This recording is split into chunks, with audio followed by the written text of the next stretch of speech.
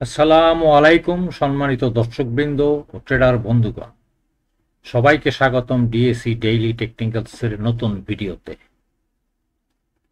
প্রথমে আমরা ডিসক্লেমার অংশটি একটু দেখে নেই। এই চ্যানেলে আমরা কোনো প্রকার শেয়ার কেনা বা বেচার কোনো রূপ উপদেশ বা অনুদেশ বা প্ররোচনা প্রদান করি না, বা স্টকের কোনো নাম প্রদান করি না। এখানে কোনো রূপ কোচিং কোর্সও করা হয় না, বা কোচিং কোর্সের বিজ্ঞাপন বা সুপারিশ করা হয় না। যাহারা এই চ্যানেলটি দেখবেন, আমরা ধরে নেই যে শেয়ার মার্কেটে পুঁজি বিনিয়োগের জন্য তাহাদের যথেষ্ট জ্ঞান আছে। ডিসক্লেমারটি ভালোভাবে পড়ে নেবেন। শেয়ার বাজারে বিনিয়োগ ঝুঁকিপূর্ণ, জেনে ও বুঝে নিজের সিদ্ধান্তে বিনিয়োগ করুন। আজকে আমরা যদি শুরু করি ডিএসি ইন্ডেক্স চার্ট নিয়ে, গত 18ই সেপ্টেম্বর কি ঘটেছিল। দিনের শেষে সূচকটি পড়ে যায় সম্ভবত এনবিআর এর একটি চিঠির কারণে। যা হোক, কিন্তু এটার লক্ষণ আগেই দেখা দিয়েছিল, আগের দিনে এখানে একটা ইনভার্টেড হ্যামার তৈরি হয়েছিল। এনিওয়ে, এখন এটি শেষ হয়েছে প্রায় 5450 একটু নিচে। টার্নওভার কিছুটা কমেছে, মার্কেট লিকুইডিটি কমেছে।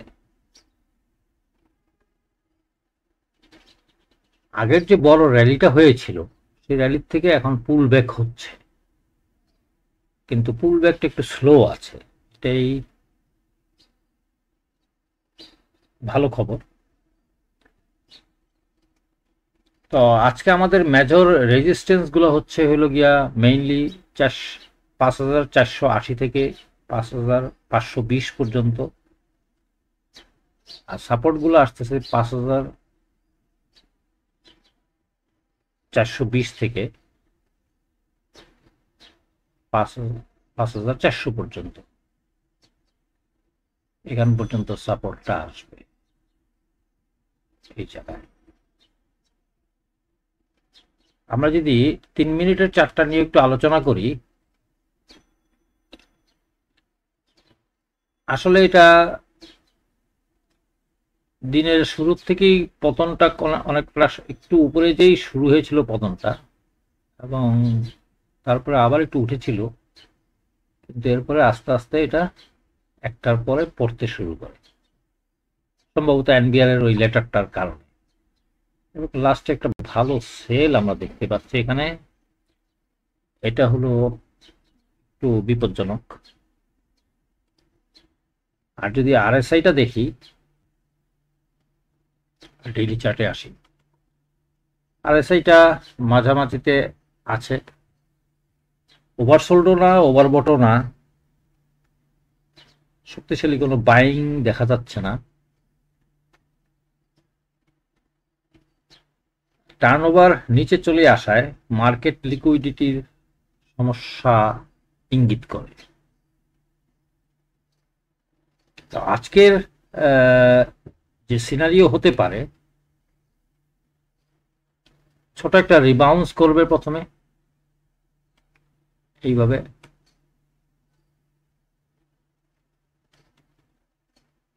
আচ্ছা, তারপরে আমরা যদি 3 মিনিটের চারটাতে একটু যে দেখাই,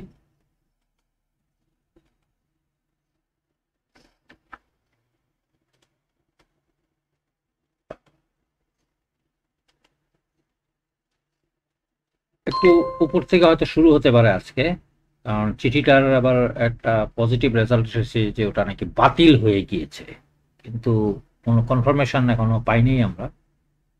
একটু উপর থেকে শুরু হতে পারে, হতে হতে হতে হতে এটা এই পর্যন্ত যেতে পারে, বা এটা এইখানেও আপনার থাকতে পারে এই পর্যন্ত।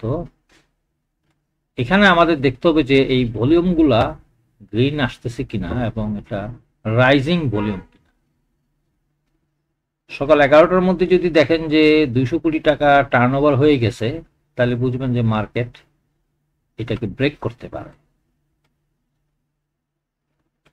কিন্তু যদি দেখেন যে এটা 150 কোটি টাকার নিচে আছে প্রথম সকাল 11টার মধ্যে, তাহলে বুঝবেন যে মার্কেটটা আসলে নিচের দিকে আসতে শুরু করবে এবং আস্তে আস্তে 5,420 পর্যন্ত এসে পড়বে প্রথমে।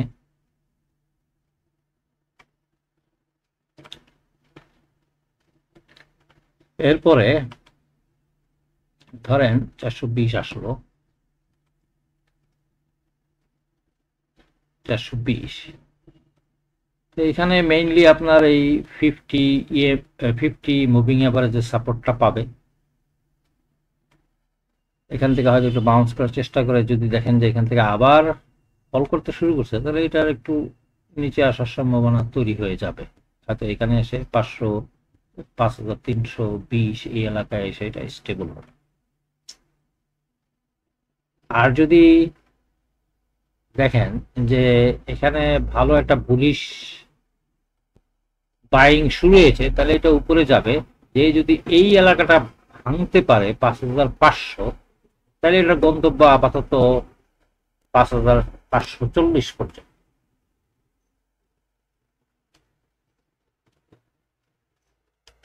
আর যদি 5,400টা কোনো রকমে ভেঙে যেতে পারে, যদি আজকে হয়তো হবে না, হয়তো কালকে হতে পারে আবার, কারণ কালকে আমরা যদি চিন্তা করি 5,400 ভেঙে গেল, তাহলে এটা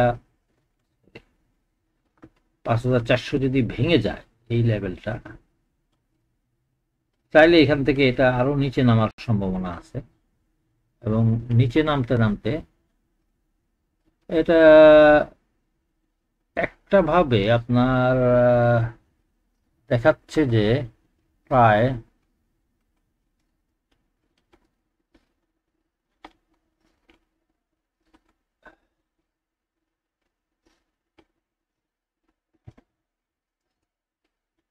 ফাইনাল গন্তব্য হয়ে যেতে পারে 4,824।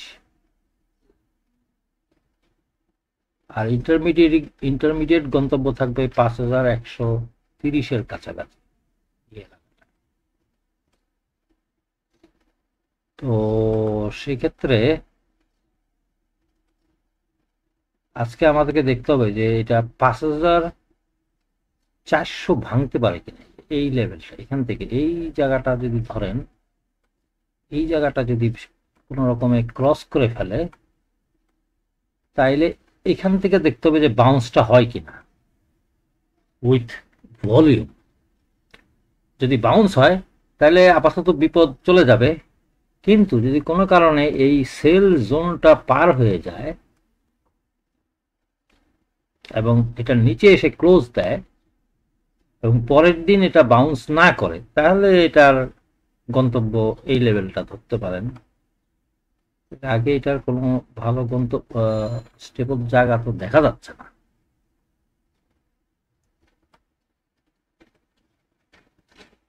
তো আজকে সম্ভাব্য দৃশ্যের মধ্যে প্রথমত উপরেই ওপেন হবে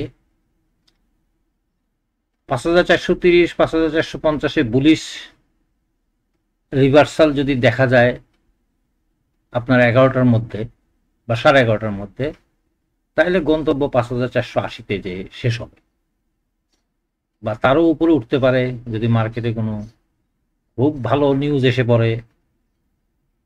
তো নিউজ নির্ভর মার্কেট অনেকটা হয়ে গেছে দেখি কিছুদিন যাবত। আর মুভ যদি দুর্বল হয়ে যায় যেভাবে বললাম একটু আগে, তাহলে 5,420, 30-এ এসে আবারও কিছুটা উপরে যাওয়ার চেষ্টা করে নিচে এসে পড়তে পারে।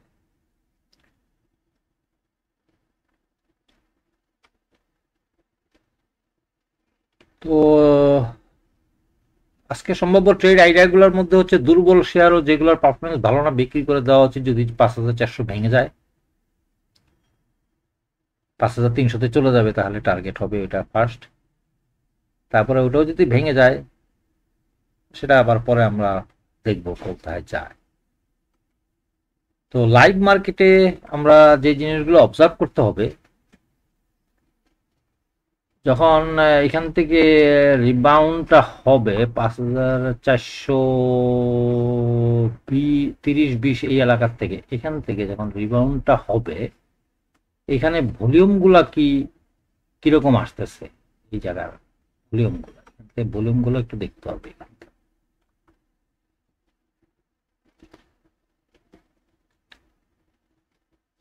আর যদি 5,400 ভেঙে নিচে এসে পড়ে তাহলে আবার আমাদের হাতে থাকা দুর্বল স্টকগুলোকে ছেড়ে দেওয়াই ভালো হবে।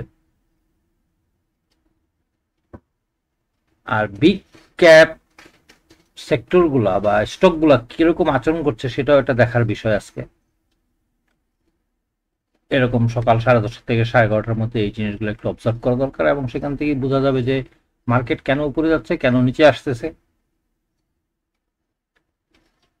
সবশেষ কথা হলো, বাজার আসলে এখন না ওভারসোল্ড না ওভারবট। আর এনবিআর এর চিঠি প্রত্যাহার হয়েছে এই খবরে যদি এটা সকালেই উপরে গ্যাপ ওপেন হয়ে যায় এবং সেটা যদি 5,480-তে যে বাধাপ্রাপ্ত হয় এবং যদি এটাকে ক্রস না করতে পারে তাহলে আবার সে নিচে এসে পড়ার সম্ভাবনা আছে। তবে এখানে একটা ফেয়ার ভ্যালু গ্যাপ আছে, সেটা হচ্ছে 5,495 এই পর্যন্ত এটা গন্তব্য হতে পারে, গ্যাপটা সে ফিল আপ করতে পারে 90-95 বা 5,500 পর্যন্ত এই জোনটা সে হয়তো একটু কাভার করতে পারে আজকে। কিন্তু এখানে তার আচরণটা কি করে সেটার উপর নির্ভর করতেছে আজকের ফাইনাল ডেস্টিনেশন।